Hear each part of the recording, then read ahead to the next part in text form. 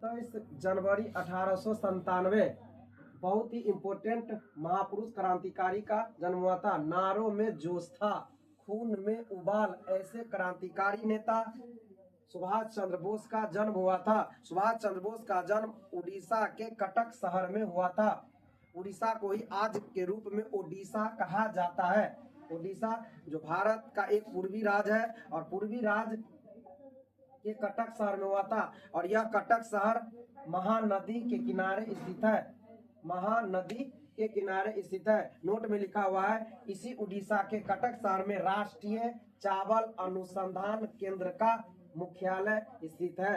राष्ट्रीय चावल, और यही अंतर्राष्ट्रीय चावल का क्षेत्रीय मुख्यालय रहे तो बनारस में इसका मुख्यालय है। और अंतर्राष्ट्रीय चावल अनुसंधान केंद्र है फिलीपींस की राजधानी मनीला में। अगला है, सुभाष चंद्र बोस भारत की आजादी के लिए कई देशों से अपना सहयोग मांगा था, जैसे जर्मनी हुआ, रूस हुआ, जापान हुआ, सिंगापुर। इन सभी देशों से भारत की आजादी के लिए, अंग्रेजों को भारत से भगाने के लिए मांगे थे। अगला है पॉइंट, सुभाष चंद्र बोस ने द्वितीय विश्व युद्ध के समय आजाद हिंद फौज, जिसे ही भारतीय राष्ट्रीय सेना या शॉर्ट में INA का पुनर्गठन किए थे, जबकि 1943 में आजाद हिंद सरकार का गठन किए थे।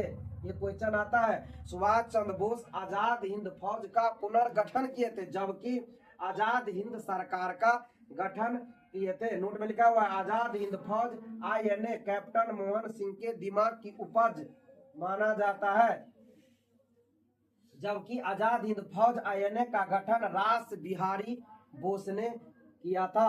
रास बिहारी बोस ने किया था। एक भारत में जो क्रांतिकारी थे, एक महापुरुष हुए रास बिहारी बोस, एगो थे रास बिहारी घोष। तो रास बिहारी बोस आजाद हिंद फौज का गठन किए थे, जबकि रास बिहारी घोष 1907 ईस्वी के कांग्रेस पार्टी के अध्यक्ष बने थे। और उसी अधिवेशन में कांग्रेस दो धारा में बट गई थी, गरम दल और नरम दल। 1907 सूरत अधिवेशन हुआ था, जो सूरत ताप्ती नदी के किनारे है, डायमंड नगरी के नाम से जाना जाता है। अगला पॉइंट देखिए आगे, आजाद हिंद फौज से जुड़े सभी क्रांतिकारियों पर मुकदमा लाल किला में अंग्रेजों के द्वारा चलाया गया था। और इस लाल मुकदमा में भारतीयों के तरफ से, भारतीय क्रांतिकारियों की तरफ से भूलाभाई देसाई के नेतृत्व में वकीलों का नेतृत्व कर रहे थे, जिसमें जवाहरलाल नेहरू और सभी बहुत से वकील थे का नेतृत्व किए थे और उनको फांसी की सजा से बचाए थे। सुभाष चंद्र बोस ने ही जय हिंद का नारा, दिल्ली चलो का नारा एवं तुम मुझे खून दो मैं तुम्हें आजादी दूंगा की नारा को बुलंद किए थे। बहुत ही प्यारा है ना। और यह 26 जनवरी और 15 अगस्त में ये नारा बहुत ही मतलब नारों बुलंदी से लगाया जाता है। जय हिंद, दिल्ली चलो, तुम मुझे खून दो मैं तुम्हें आजादी दूंगा, ये सभी नारे सुभाष चंद्र बोस ने लगाए थे।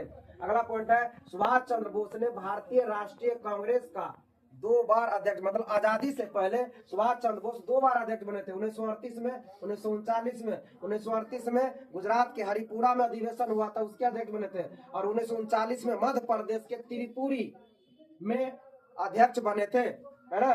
त्रिपुरा भारत का एक अलग राज्य है, मध्य प्रदेश में त्रिपुरी जगह है, वहां पर तो इसे त्रिपुरी संकट के नाम से जाना जाता है। 1939 में पहली बार चुनाव या मतदान हुआ था, जिसमें सुभाष चंद्र बोस ने महात्मा गांधी के द्वारा समर्थित उम्मीदवार जो था पट्टाभी सीतारामैया, उनको पराजित किया था, है ना। और ये सुभाष चंद्र बोस पहली बार बने थे, चुनाव से बने थे, लेकिन लगातार 2 बार बने थे। लेकिन कुछ दिनों के बाद इन्होंने इस्तीफा दे दिया और एक नया संगठन फॉरवर्ड ब्लॉक की स्थापना 1939 ईस्वी में ही किए थे।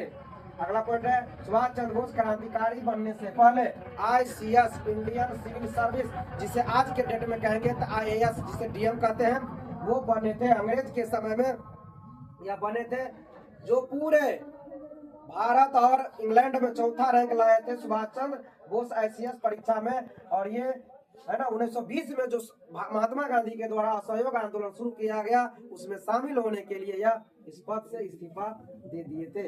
इनका भी निधन आज तक रहस्यमय बना। सुभाष चंद्र बोस का जो निधन है आज तक रहस्यमय बना हुआ है, जो 18 अगस्त 1945 को माना गया था। जापान सरकार ने इनको बताया था, भारत सरकार को, कि फार्मोसा द्वीप ताइवान के निकट हवाई दुर्घटना में इनका निधन हो गया। द्वितीय विश्व युद्ध शुरू होने पर जब अमेरिका ने जापान पर 6 अगस्त और 9 अगस्त को परमाणु हमला किया था तो वहां से वह हवाई जहाज से निकले, लेकिन फार्मोसा द्वीप के निकट कहा जाता है हवाई दुर्घटना में निधन हो गया, जो आज तक रहस्यमय बना हुआ है। फिर नोट में लिखा हुआ है सुभाष चंद्र बोस के जन्म दिवस जो 23 जनवरी है पर भारत सरकार के द्वारा 2021 ईस्वी से राष्ट्रीय पराक्रम दिवस मनाया जाता है। मतलब भारत में 23 जनवरी को राष्ट्रीय पराक्रम दिवस मनाया जाता है। सुभाष चंद्र बोस को भारत की राजधानी नई दिल्ली में कर्तव्य पथ पर, जो पहले राजपथ के नाम से जाना जाता था, पर प्रतिमा स्थापित किया गया। ऐसे हमारे महापुरुष थे सुभाष चंद्र बोस, जो SC बोस के नाम से जाना जाता है।